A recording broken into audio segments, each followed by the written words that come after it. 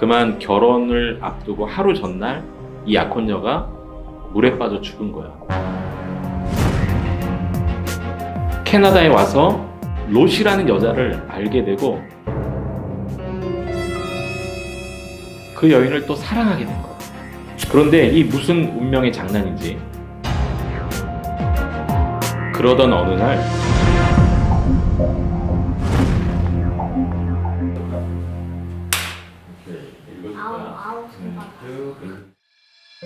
정말 사랑하는 사람을 그것도 2번이나 잃은 한 분에 대한 이야기를 좀 해주고 싶어. 이 사람은 아일랜드 출신의 사람인데 옛날에 스크라이븐이라는 사람이 있었는데 어릴 적부터 몸이 허약하고 굉장히 아팠던 사람이 있었대. 자기처럼 이렇게 주변에 아픈 사람들에게 굉장히 마음이 끌리기도 했던 거지.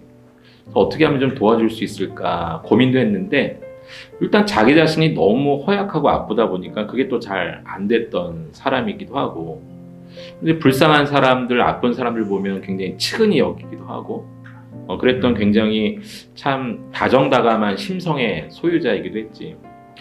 그런데 이 사람이 자기가 결혼할 약혼녀가 있었는데 그만 결혼을 앞두고 하루 전날 이 약혼녀가 물에 빠져 죽은 거야. 그 익사사고를 통해서 정말 한동안 충격에서 헤어날 수가 없었어. 그래서 스크라이브는 굉장히 충격을 받게 됐고 공부를 하던 학교도 이제 그만두고 나오게 됐었어. 또 더 힘든 그런 환경 가운데 자기 자신을 몰아넣기 위해서 고된 훈련도 받아보려고 사관학교에도 들어가 봤지만 옛날부터 너무 몸이 허약하고 아팠던 스크라이브는 그 훈련을 감당을 못하고 이제 그만 나올 수밖에 없었어. 그는 할 수 없이 살던 고향을 떠났지. 그래서 아일랜드를 떠나서 캐나다로 가서 살게 됐어. 그곳에서도 그 사랑하는 그 약혼녀의 죽음을 잇기 위해서 열심히 일만 한 거야. 한 번은 가정교사 일을 하게 되었는데 그는 이제 가정교사 일을 하면서 수입이 생기면 이제 어려운 사람들을 위해서 그 돈을 모두 보내주고 했었대. 병들고 가난한, 특히 고아들을 많이 도왔다고 해. 그런데 그러던 어느 날 이제 가정교사를 하던 집에 있는 로시라는 여자를 만나게 됐고 그 로시라는 여자랑 이제 사랑에 빠지게 된 거야. 그녀와 결혼까지도 약속을 했어. 그런데 이 무슨 운명의 장난인지 이 여인도 결혼을 며칠 앞두고 지병으로 세상을 뜨고 만 거야. 진짜요? 아일랜드에서 한 분 그랬지. 캐나다에 와서 그 첫 번째 약혼녀를 잊으려고 열심히 일하다가 또 한 번 그런 거야. 2번이나.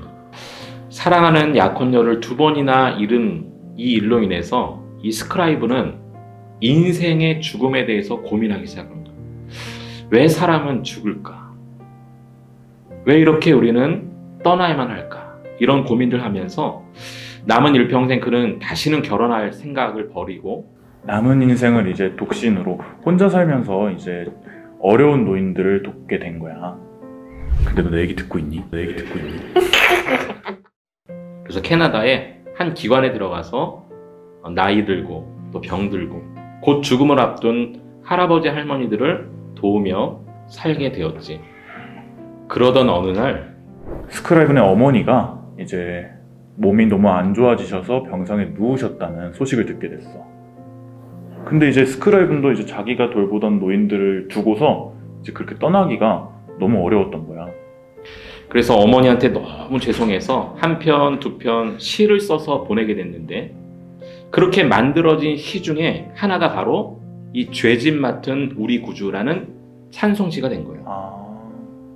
이 찬송시는 이 스크라이븐이 자신이 살아오면서 지금까지 겪었던 모든 괴로운 일들, 특히 그 2번의 약혼녀가 죽었던 그런 사건들, 이렇게 어려운 일들을 주님께서는 다 알고 계신다라는 그의 신앙의 고백이 된 거예요.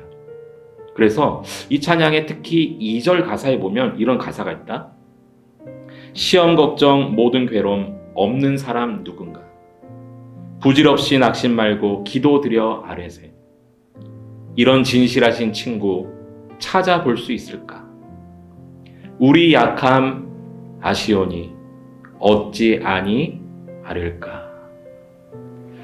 자신도 죽음에 대해서 생각하고 또 죽음을 앞둔 어르신들을 도우며 살면서 인생의 모든 어려운 일을 주님이 아시는구나 라는 것을 깨닫고 쓴 찬송시야.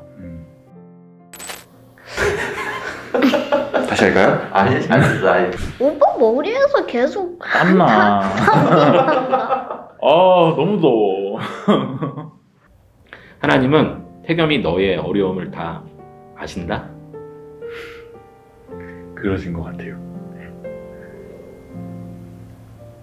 살려주세요.